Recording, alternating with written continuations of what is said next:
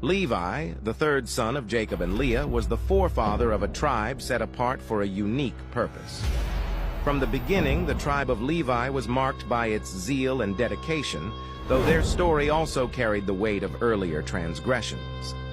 Levi and his brother Simeon had once acted in vengeance after the violation of their sister Dinah, taking justice into their own hands and staining their hands with blood. Jacob, on his deathbed, acknowledged their passion, but condemned their violence, prophesying that Levi's descendants would be scattered throughout Israel. Yet this scattering would eventually carry a profound spiritual significance. Generations later, the Levites would emerge as a tribe devoted to serving the divine. This transformation began in the wilderness after the Israelites were freed from Egypt. When Moses ascended Mount Sinai to receive the law, the people below grew restless and built a golden calf to worship. It was the tribe of Levi, led by Moses, that stood firm against this idolatry.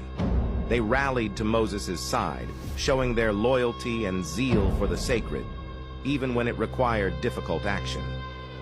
This act of faith set them apart, and God consecrated the tribe of Levi for a special purpose.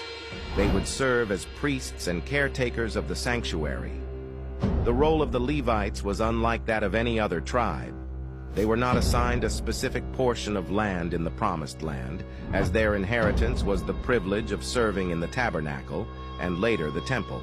Instead, they were given cities scattered throughout the territories of the other tribes, fulfilling Jacob's prophecy that they would be dispersed.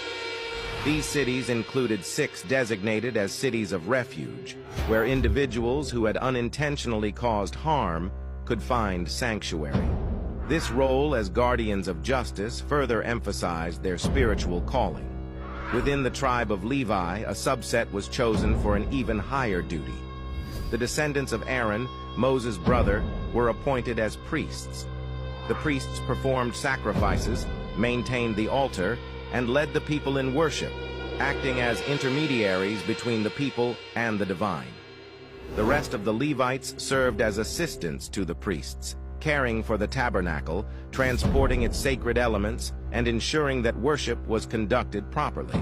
Their lives were dedicated to their service, and they were sustained by tithes and offerings from the other tribes. The Levites were distinguished by their symbols and banners, which often reflected their spiritual role. One tradition holds that their banner bore an image of the breastplate worn by the high priest, a sacred garment adorned with 12